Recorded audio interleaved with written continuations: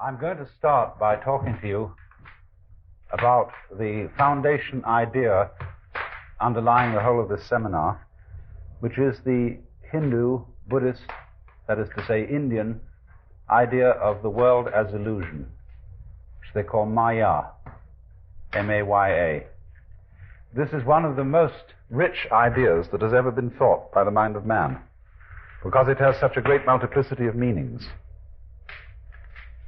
When Hinduism is reported in little textbooks on comparative religion and encyclopedia articles, this is one point on which almost all the scholars are either completely misleading or very incomplete. Because there is a general impression, has circulated in the West, that the Hindus live in a very, very hot country, have very little to eat, and live an absolutely miserable life. And therefore this affects the brain in a certain way. The heat makes the world seem like a mirage, makes it seem rather unreal.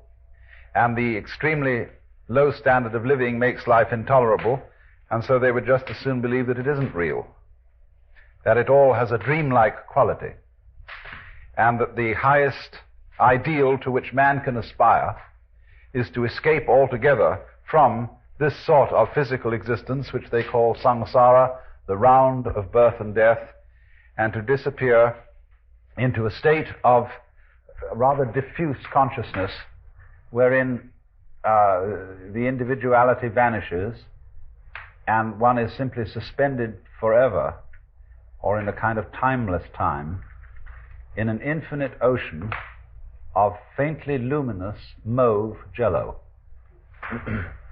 Now, this is all terribly misleading. This isn't the point at all.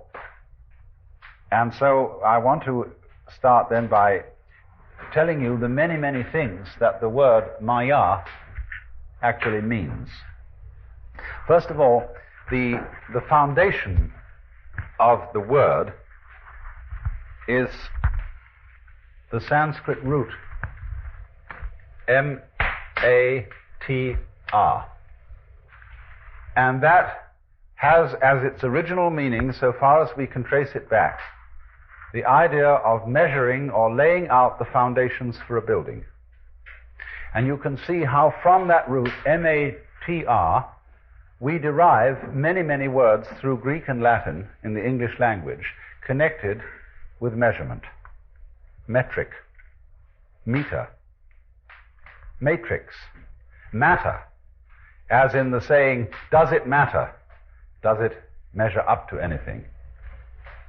And so fundamental to the concept of the world illusion is then the idea of measurement,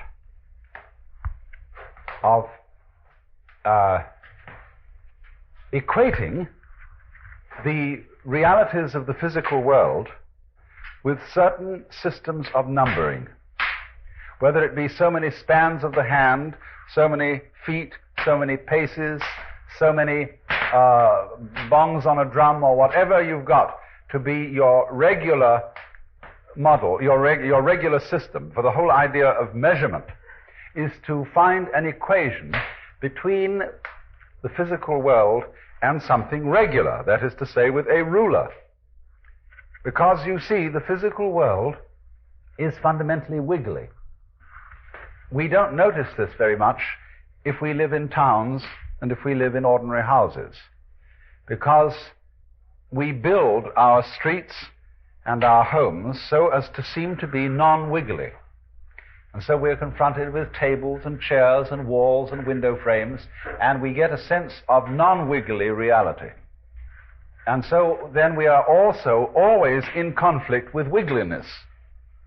We try, for example, not to let the stars seem to be disordered, but to organize them into constellations. The constellations, of course, aren't there. There are no strings joining those stars which constitute the Big Dipper. Seen from another point of view in space, they wouldn't look like a dipper at all.